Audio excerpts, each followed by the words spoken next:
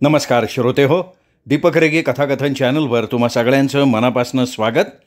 श्रोते हो, आज तुम्ही ऐकणार आहात राजेंद्र भोसले यांच्या खोपट या कथासंग्रहातली कथा. पण श्रोते हो, तत्पूर्वी तुम्ही जर आत्ता चॅनलवर पहिल्यांदा आला असाल किंवा तुमच्याकडनं अजूनपर्यंत चॅनल सबस्क्राईब झालेलं नसेल तर एकच विनंती करतो, कृपया चॅनल सबस्क्राईब करा. ऐकूयात राजेंद्र भोसले लिखित सल. संतरामला 3 मुलं, अमर, अशोक आणि अविनाश. दोघे चांगल्यापैकी नोकरीला होते. एक परंपरागत व्यवसायात उतरला. संतरामनं तिघांची लग्न करून दिली. त्यांचे संसार फुलत होते.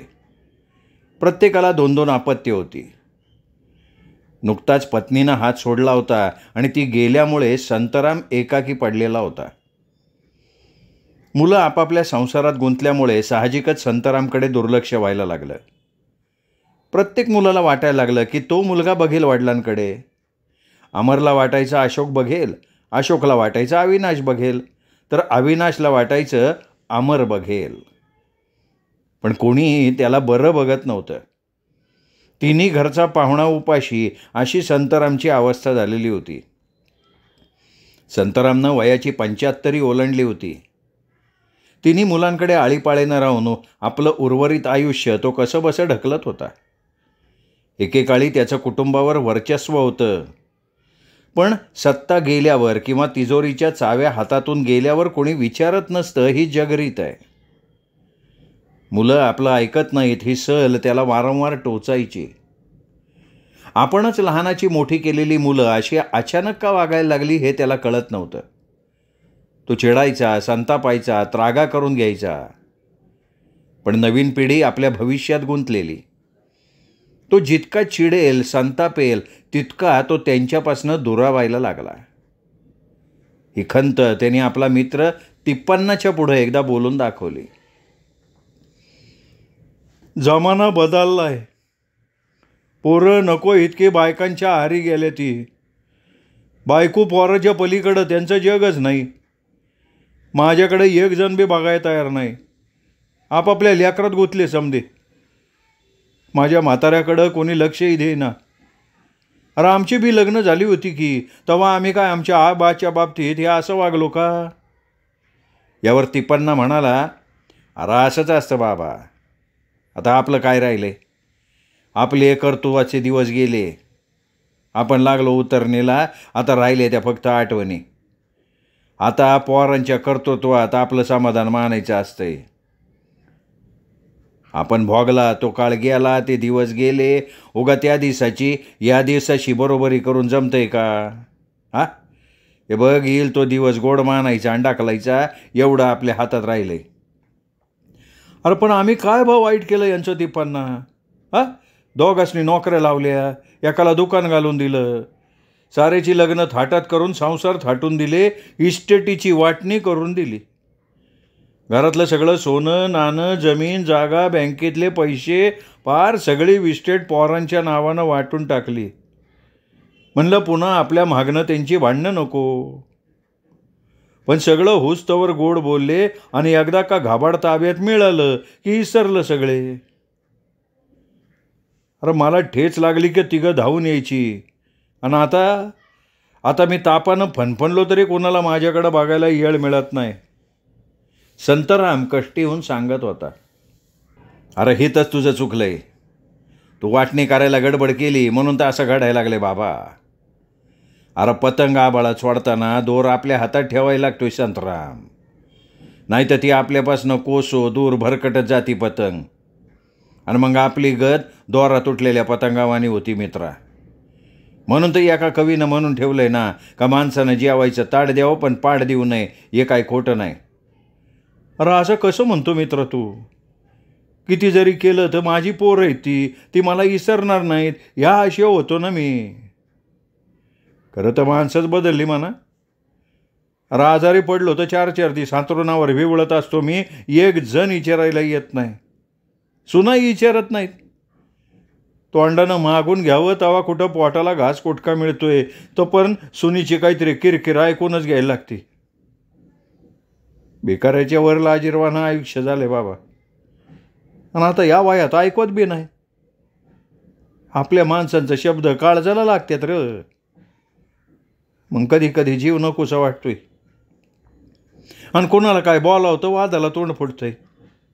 सुनाला काय बोलावं तर ती लेकाला सांगती आणि मग दोघं मिळून माझा पिट्ट्या पाडतात. हे बघ, आता आरडून वरडून काय बी उपयोग नाही बाबा. म्हातारपण हे कुत्तरपण असतं, इसरू नग.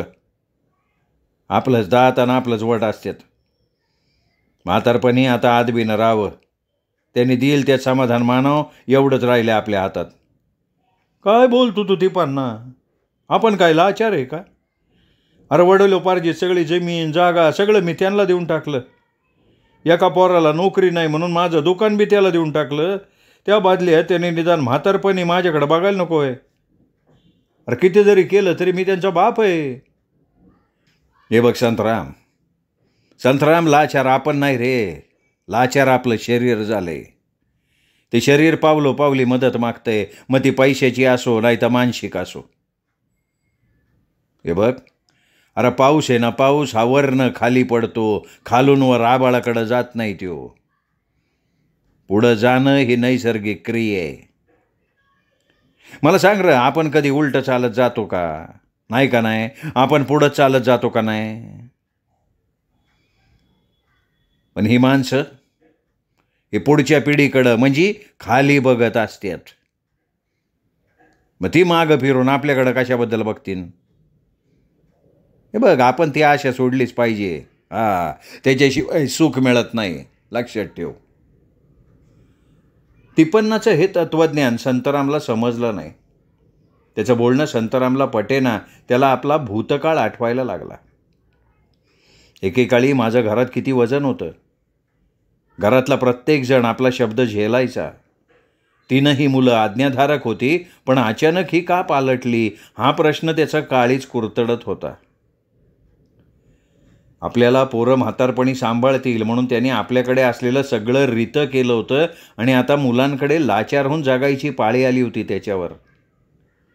हे जगाला सांगून उपयोगही नव्हता, कारण हा कौटुंबिक मामला होता. थोडं थांबून तो म्हणाला, तिपन्ना तुझंही खरं आहे बाबा. मी आज वाटण्या केल्या नसत्या तर इस्टेटीच्या आशेने पोरांनी माझ्याकडे बघितलं असतं. पण आता गोफन बी गेली आणि गुंडा बी गेला. राहिलेलं दिवस अपमानात काढल्याशिवाय गत नाही बाबा. अरे आपला साहेब आहे बघ, किती रुबाबात राहते ते. 25 एकर शेती आहे, 4 पोरं आहेत त्याला, पर वाटणीचं नाव काढू देत नाही.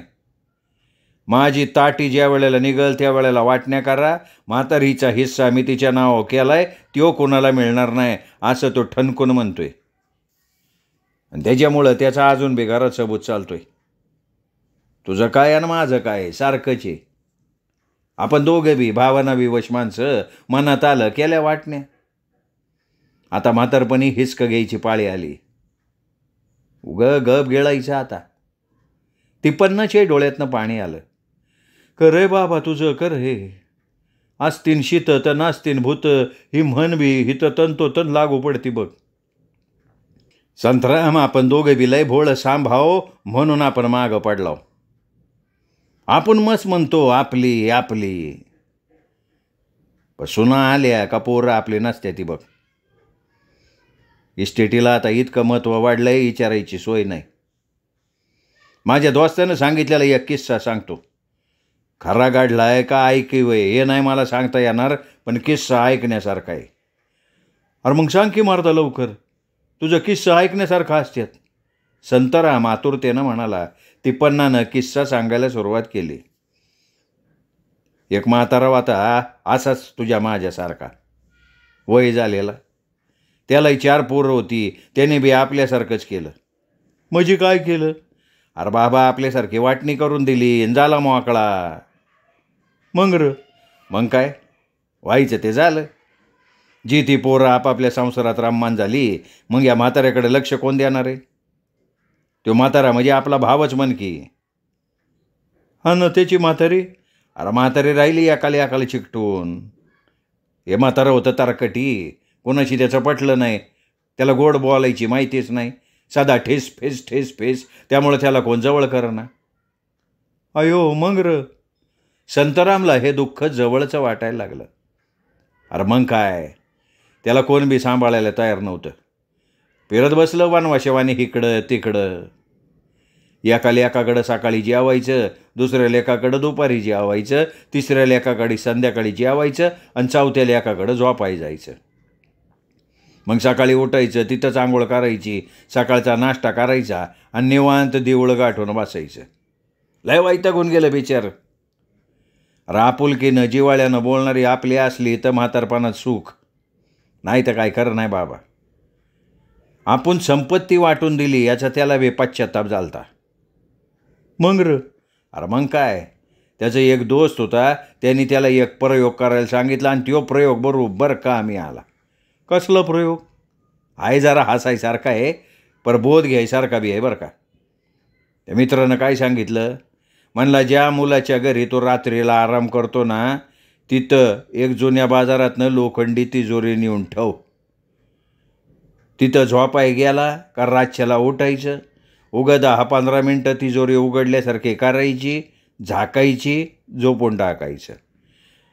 पण म्हणला उघडण्याचा झाकण्याचा मोठा आवाज झाला पाहिजे आणि तो पोराला आणि सुनाला ऐकू गेला पाहिजे. काय सांगतो? मग पुढं काय झालं? शब्दागणिक संतरामची उत्सुकता वाढत होती. संतराम मनापासून ऐकतोय म्हटल्यावरती पण नाही उत्साहानं पुढं सांगायला लागला. अरे मग काय, त्याच्याकडं थोडं पैसे होतं. एक तिजोरी आणली त्यांनी जुन्या बाजारातनं विकत आणि ठेवली धाकल्याच्या घरात, कारण रात्री झोपायला तो धाकल्याकडं. आणि दोस्तानं सांगितल्याप्रमाणे रात्री उठून तिजोरीची उघडझाप करायला लागला. या आवाजाचं नाटक 8-15 दिवस चाललं आणि ह्यो आवाज त्याची धाकटी सून पलीकडच्या खोली झोपायची ना, ती ऐकायची. तिला वाटलं म्हाताऱ्यानं पैसे ठेवले तिजोरीत.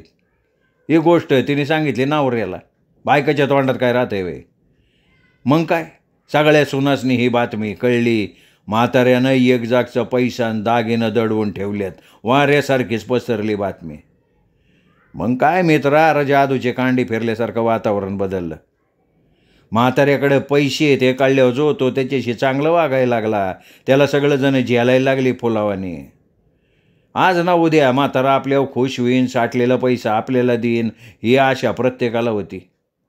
मग संतरामला पुढचं ऐकायची उत्सुकता लागली. अरे मग काय, म्हाताऱ्याचं लाड सुरू झालं. एक सून पुरण घालायची, एक सून आंब्याचा रस करायची, एक जण शिरा करायची, एक जण मटण खाऊ घालायची, एक जण झोपायला गादी घालायची. अरे खटाखट चमत्कारच झाला म्हणायचा की. अरे मोहरा आहे की. कधी न बोलणारी पोरंसुद्धा कसं काय बाबा, तब्येत कशी आहे, चौकशी करायला लागले. त्याला जरा खोकला आला तर लगेच दवाखाना दाखवायला लागले. प्रत्येकजण त्याला जेलायला लागला. काय सांगायचं, अरे कधी डोंकून न बघणारी पोरं त्याचा पाय चिपायला लागली. म्हणजे मजाच झाली म्हणायची की. अरे खरी माझ्या पुढे 2-3 वर्ष गेली आणि म्हातारी एका रात्री अचानक गचकलं. अयो गचकलं, लय वाईट झालं. आता पिकलं पान ना ते, कवा तरी गळून पडणारच की. वय बाबा खरं आहे तुझं, पर मोरं काय झालं? संतरामचा आवाज थोडा खालच्या पट्टीत आला होता. अरे मग काय, रीतिरिवाजाप्रमाणे त्याचं क्रियाकर्म पार पडलं आणि 4 पोरं एक झाली. 4 सुना, 4 पोरं एकमेकाच्या आधी तोंड बघत नव्हती, पण तो म्हातारा गेल्यावर मात्र सगळी एक झाली. प्रत्येकाला वाटत होतं आपल्या वाटणीला काहीतरी आहेच की. मग काय, चौघाने मिळून तिजोरी खोलायचं ठरवलं. म्हाताऱ्याचं जे बी त्याच्यात असेल, सोनं नाणं पैसे, त्याचे सामान 4 भाग करायचे आणि वाटून घ्यायचे असं ठरलं. आणि ही बी बोली झाली, काय मिळन ते गप घ्यायचं, आपापसात भांडत बसायचं नाही. मग गावातला एक पंच बोलावला. त्याच्या समक्ष चौघांनी ती तिजोरी उघडली आणि तिजोरीत बघते तर काय झालं, किती पैसे भेटले त्यांना? अरे त्यात काय निघणार होतं, म्हातारं होतं कफल्लक. 4 शियानाच्या गावऱ्या निघाल्या. शियानाच्या गावऱ्या? वय बाबा, शियानाच्या गावऱ्या. अरे त्या म्हाताऱ्याकडनं कुठनं आला पैसा आणि कुठनं आलं सोनं? आधीच समज वाटून मोकळा झालता तो. आपल्याला लेका सोनाने चांगलं सांभाळो म्हणून हे डोकं लढवलं होतं त्याच्या दोस्ताने आणि त्याने ते वापरलं. आपल्याकडं काहीतरी मोठं घाबाड आहे अशी त्यांनी पोरांना आशा दाखवून टाकली. मग त्या गावऱ्याचं काय केलं? काय करतोय? पोरं सोना मुसकाड्यात मारल्यासारखी बसली. पंचांनी मात्र आपलं काम चोख करून टाकलं. त्यांनी प्रत्येक पोराला एक एक गौरी वाटून दिली. अरे खरं त्या म्हाताऱ्याला मानायला पाहिलं बाबा. अरे पण ही गोष्ट समजायची नाही जमणार. आपण करावं म्हणलं तर आपण लगेच सापडू. जे ने काम ते ने करे बाबा. वय मित्रा, अगदी बरोबर आहे. ज्याचा त्याचा स्वभाव असतोय. आता ही गोष्ट खरी असो नाही तर काल्पनिक असो, पण त्यातून एक तात्पर्य निघतंय बघ. पैसा आहे तर म्हातारपण आहे, नाही तर हालच हाल आहे. होणार आपल्यासारखे गत. हरभरं खाल्ला न हात कोरडं. म्हातारपणी दुसऱ्याकडे बघायची पाळी. जाऊ दे बाबा, आता आपलं असं किती दिवस राहिलं? 75 वर्ष तर गेली. देवाच्या दयेनं 4-5 वर्ष मिळाली तरी बस आहेत. तेवढ्यासाठी कशाला असं खोटं नाठं वागायचं? वय की पोरसनी फसून काय उपयोग मला सांग. म्हातारेचं जगणं चैनीत गेलं, पण तो उतरला का नाही सामद्या पोरांच्या आणि सोनांच्या मनातनं? हा ना, हे असलं नाही ना आपल्याला पटत. लेख सोनाच्या मनात त्या म्हाताऱ्याविषयी जरा तरी आदर राहिला असेल का? त्याच्यापेक्षा आपल्यासारखी ठणठणीत भीक परवडली. खरी गोष्ट आहे.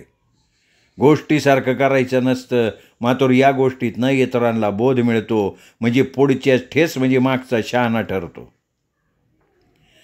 दोघांचीही जेवणाची वेळ झाली. दोघंही आपापल्या घरी गेले. संतरामला आपण लवकर वाटण्या केल्याची सल मात्र खूप जाणवत होती. गोष्टीतल्या म्हाताऱ्याप्रमाणे वागावं का काय असं त्याला राहून राहून वाटत होतं, पण तो संतरामचा स्वभाव नव्हता. सल त्याच्या मनातच राहिली. श्रोते हो, तुम्ही ऐकत होतात राजेंद्र भोसले लिखित सल ही कथा. कथा कशी वाटली कमेंट करून जरूर कळवा. ही कथा आपल्या कथाप्रेमी मित्रपरिवारात, नातेवाईकात, सोशल मीडियावर शेअर करा. कथा हाईपसुद्धा करा. भेटत राहूया अशाच कथा ऐकण्यासाठी दीपक रेगे कथाकथन चॅनलवर. तोपर्यंत नमस्कार श्रोते हो.